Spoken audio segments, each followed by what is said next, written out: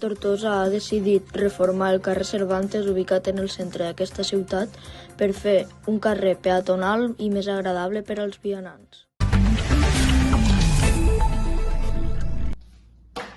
Com heu sentit anteriorment, avui venim a parlar sobre el carrer Cervantes a Tortosa, que l'estan reformant per fer-lo peatonal i més agradable per a les persones. Així que us passo amb els reporters Gerard i Raül, que estan allí entrevistant a botiguers i vianants. Opines que aquestes obres beneficiaran les botigues i establiments? Sí, penso que sí, anirà bé. I creus que estan ben invertits quasi 1 milió d'euros per fer aquesta reforma? Sí, ho veig bé. Trobo que ha quedat molt bé i, bueno, ha quedat no, quedarà, perquè encara falta alguna cosa. Però bé, sí, bé, estem contents. Què et sembla com està quedant aquest carrer? Està bé. Creus que això serà un punt d'atracció turística?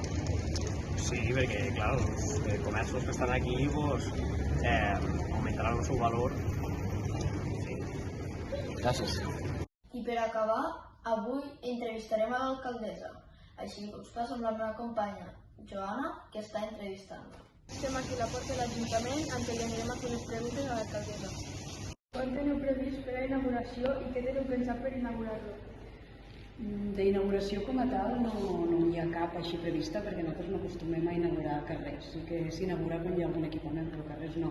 Però sí que està pensat que l'abril, que és per Sant Jordi, faré un concert a la banda municipal de música de Tortosa. Per què vau decidir fer aquest bulevard?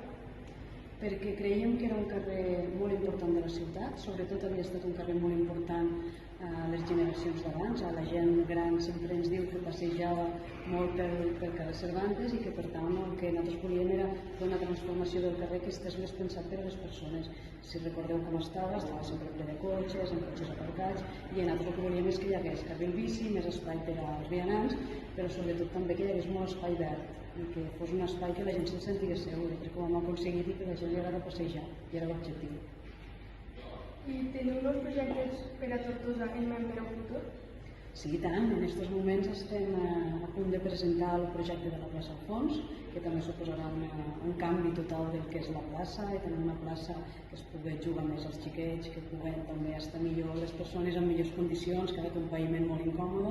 També tot el projecte de remodelació de l'Avinguda Generalitat, tot des del principi, des de la plaça del Millenari fins al pont de l'Estat, també convertint-lo en un lloc també més per a les persones amb voreres més amples amb arbrat, i també a Ferreries la Rambla Catalunya, i en aquests moments s'està fent també el carrer Barcelona, cap del nostre institut, que també suposarà tindre carril bici, per tant poder arribar a l'institut en bici, i també fiquem més arbres i així també fem una ciutat més verda.